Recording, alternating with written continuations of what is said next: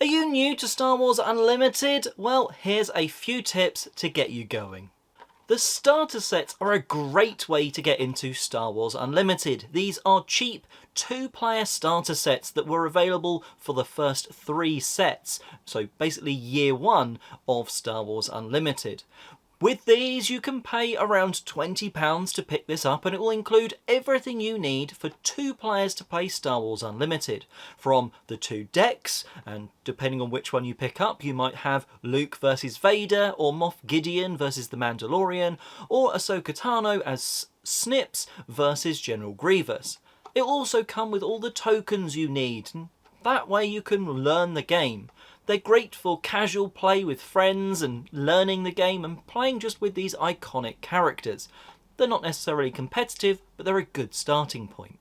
Next, you might want to start looking at one of these, say, Spotlight decks. These came out alongside sets 4, 5 and 6, which is soon to be released when I record this, and these are slightly stronger. Now, you're still going to maybe want to make some tweaks to these if you want to be ultra competitive, but let's say, for instance, you take this Darth Maul deck that's just in this box to a weekly event at a local game store. Well, you're going to certainly do a little bit better than if you'd just taken one of those starter decks there. They are a little stronger, though they do cost you a little bit more, because normally each of these is around £15 to £20 each.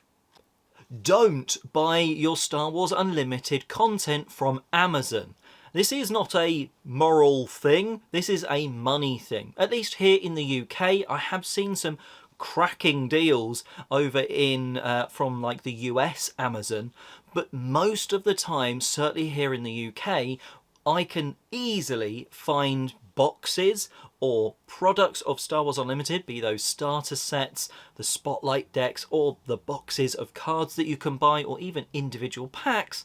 You can find them much cheaper elsewhere other than Amazon.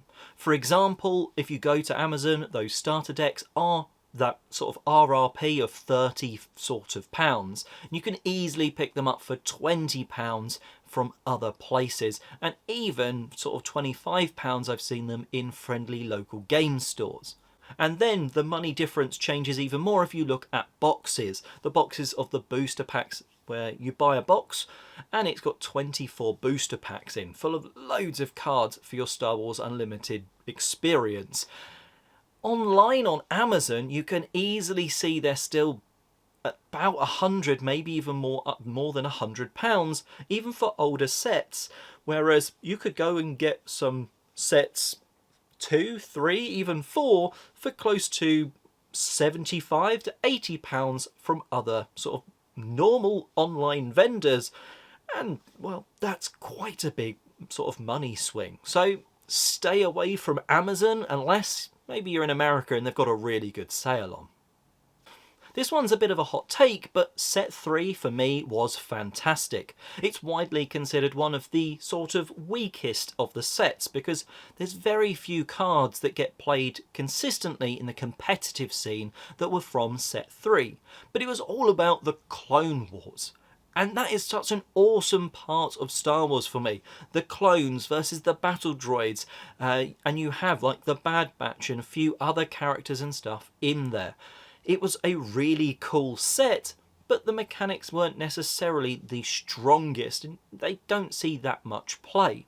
But what that means is, that's one of the cheapest sets to pick up.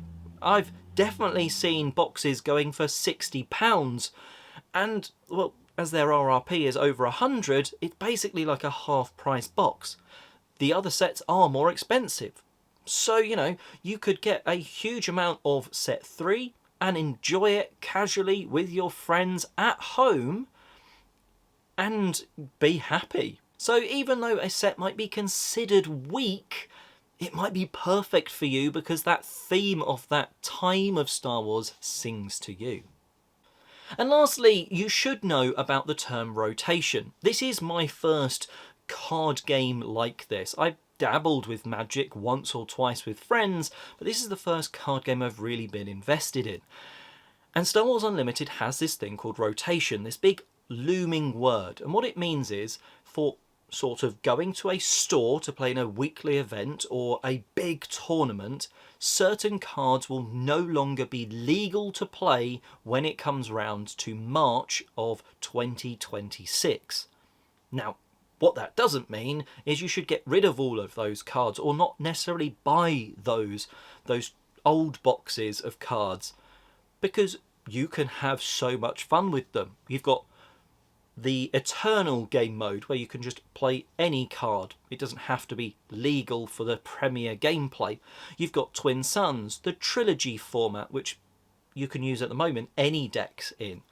Twin Suns is the multiplayer one. You can always still do draft of those old sets with friends at home. But just be aware, if you're getting into the game now and buy a load of stuff from set 1 and you want to be going to weekly and competitions, that some of those cards won't be playable in the not too distant future.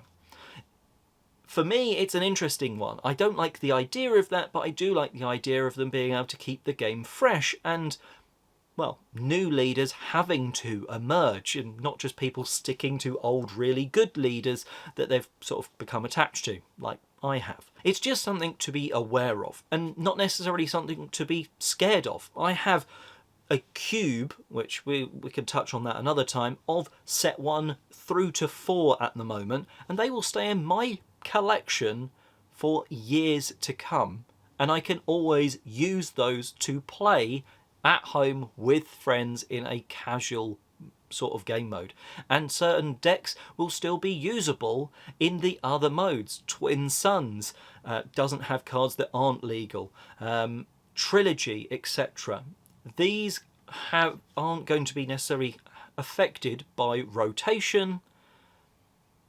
So yeah, just be aware of it, but it might not affect you. If you just want to play with some friends at home, then rotation means nothing to you. But there's some things that if you are new to SWU that I think might help you. Certainly it's a fantastic experience playing the game. I do really enjoy going to the weekly nights when I do get to go to a game store and play those. The big tournaments, I've done some, but they're not necessarily my level. I like to play a little bit more casually with friends, and that's why stuff like rotation doesn't bother me maybe as much as it would other people. And like I say, there's certainly cheap ways to get into this game. There's expensive ways to get into it as well. It's not quite the slippery slope, but it could be if it really hooks you. But yes, Star Wars Unlimited is a game that I think you should play if you like the idea of card games, but just go in with maybe the starter sets or that Spotlight set or even the Intro Battle Hoth set that is coming out or just been released as I'm recording. It's like this week it's coming out. So yeah, there's many ways to get into it. You don't have to spend big, and hopefully this has helped someone out there. Anyway, until next time, have an unlimitedly good day.